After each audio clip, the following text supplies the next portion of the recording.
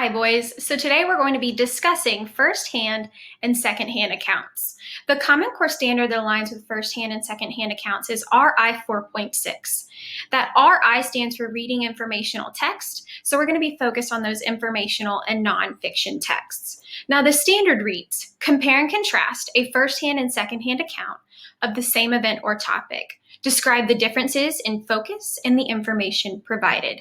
Today, we're solely going to focus on determining what is the difference between a first-hand and a second-hand account. So why exactly is this important? When scholars read a nonfiction or an informational text, they should be able to determine or figure out if the source is a first-hand or a second-hand account. It better helps us understand the perspective of the author during that event. A first-hand account is a description of an event or a perspective of an event by an individual who was there and experienced an event. They were at the actual event that they're talking about. Some examples, they're also known as primary sources, are autobiographies, diary entries, letters, interviews, legal documents, videos of an event, or photographs of an event. A second-hand account is known as a description of an event by an individual who was not at the event when it occurred. Usually, second-hand accounts are done after the event occurs, and they're also based upon research. These are known as secondary sources. These are biographies, history textbooks, reports, movies, encyclopedias, or drawings of an event. So how do we determine if it is a first-hand account or a second-hand account? You have to ask yourself this question: who wrote the account? Was the author present? And how do you know? If the author was present at the event that they are discussing, it is a first-hand account or a primary source.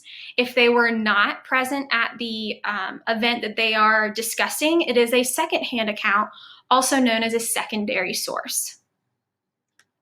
So let's do some practice with some small pieces of information. So you read a letter to the editor in the town newspaper. The author of the letter tells how embarrassed she was about the poor sportsmanship displayed at a recent middle school soccer game. The letter she wrote is an example of a first-hand account. You might ask yourself, well, why? Well, the letter is coming from an individual who was at the event, and she is giving her perspective of what happened, a primary source. You read a biography about the life of a scientist, Marie Curie. The biography is a second-hand account. Why?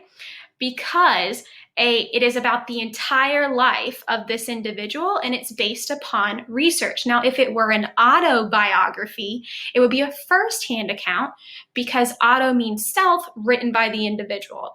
But in this case, it's just a biography. It was written by someone else. You are writing an informational article about the invention of the telephone. The piece of writing is a second-hand account. Why? Because you didn't invent the telephone, and you're writing it based upon research. Your teacher just read aloud a poem about the Revolutionary War written by a patriot. The poem is a first-hand account. Why? Because it's written by a patriot soldier who actually was a part of the Revolutionary War. It is their account through poetic verse. So let's practice with two different passages about similar events. So let's read. An unexpected frozen treat. California is often thought of as a land of warmth and sunshine, but some parts of California can get quite chilly, particularly at night.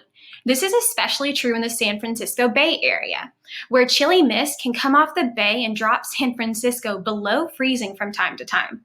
Such was the case on a particular winter night in 1905, when an 11-year-old boy named Frank Epperson had made a delicious drink for himself. In a glass, he mixed a fruit-flavored powder with water and stirred it with a stirring stick.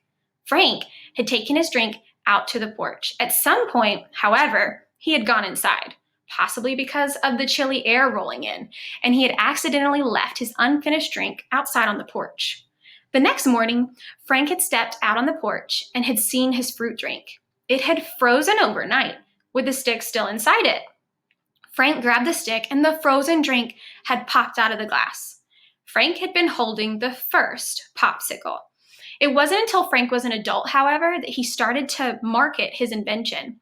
He called them Epsicles, a combination of Epperson, his last name, and icicles. His kids simply called their dad's treats popsicles. The new name caught on, and so did the product. These days, around 2 billion popsicles are consumed each year, all because of a happy accident. So we must ask ourselves, who wrote the account?